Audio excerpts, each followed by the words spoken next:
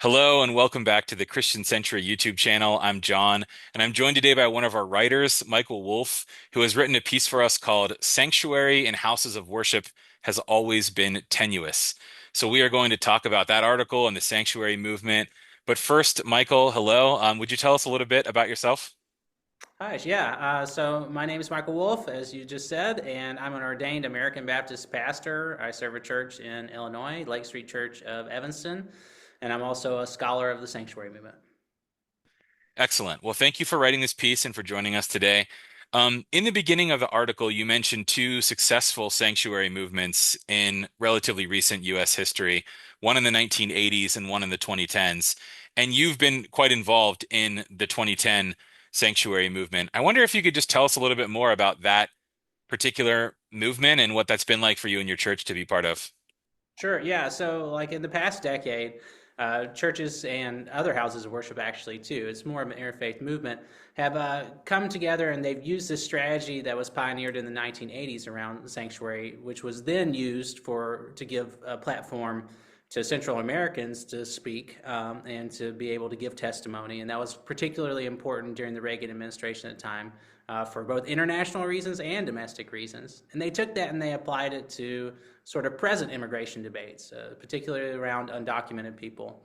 And so the new sanctuary movement has been focused on critiquing sort of a broken immigration system and its policies. And they've done that primarily by shielding from deportation people who are undocumented and giving them a platform to speak and giving them the ability to sort of name the brokenness of that system. A lot of it got started here in Chicago, and I'm in Evanston. It's right next door. But it's all across the United States. There's not as many houses of worship as there were in the 1980s. In the 1980s, some numbers put it as much as 500 people, 500 congregations participating in the sanctuary movement. I think that there are much less who have actually sort of housed an undocumented person in the new sanctuary movement. But it did get a lot of press. There have been a lot of pushes, again, to reform our immigration system. They have not necessarily been successful in that end policy plan, but they have been pretty successful at critiquing it and giving folks a platform to speak. Awesome.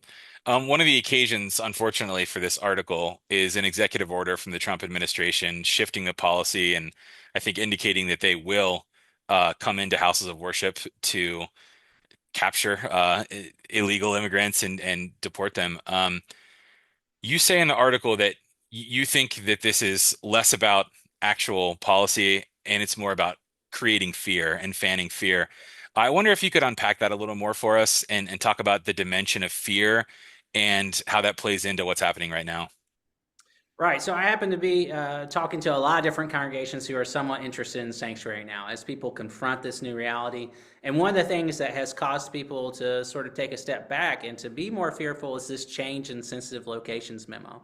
And that did offer some protection. I don't want to say that. But again, the sanctuary movement in the 1980s didn't have any memos protecting anyone. And also, this sort of shift is not necessarily about making houses of worship the number one target for immigration enforcement. Because honestly, the people who are shielded by sanctuary, it's vanishingly small numbers of people. It's purely symbolic. And so what this is instead intended to do is to make church boards, which are generally traditionalist, conservative institutions for good reason, I guess, and they to make them pause and to think even more deeply about whether they want to participate in a movement which is in a legal gray area. Until we have a U.S. Supreme Court case, I don't think that we're going to have a great resolution on how to balance what the law is versus religious freedom and how this all plays out. I think we might have one during this administration, and that would give a lot of clarity. But what the intention is, as you see with most of what this administration is doing, is to put some chaos in the mix and have people be more fearful about participating in something. And there's some reports, and I've talked to a lot of people who were considering sanctuary actions who have backed away from it. So I know that anecdotally myself, but there was a Wall Street Journal article also that interviewed some folks who had done sanctuary during the first Trump term, and they aren't now.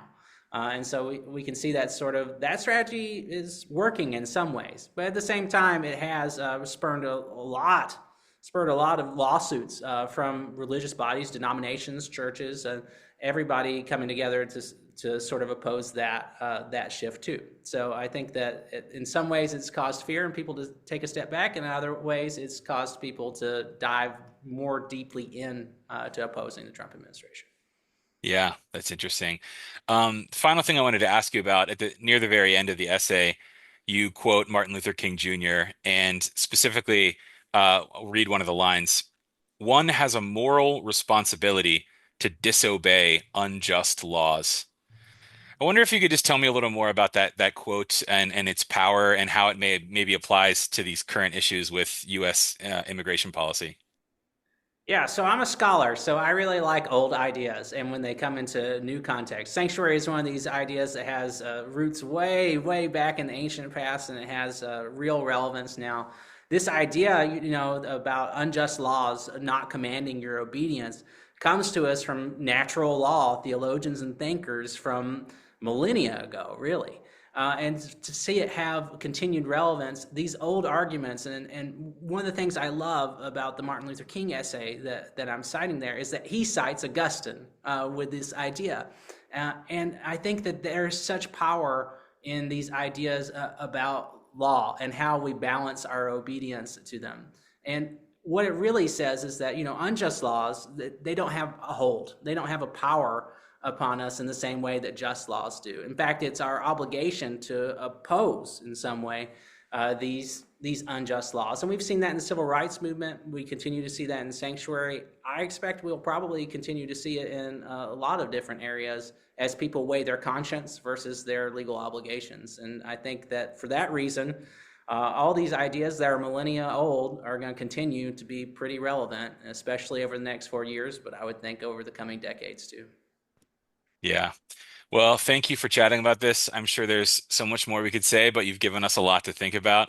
Um, Anyone who has missed Michael's article, the link will be in the video description below, so check that out. Also, if you're interested in learning a lot more about the history of Sanctuary, Michael's written a whole book on it, so we'll have the link to that book below as well. Thank you so much for talking with us today, Michael.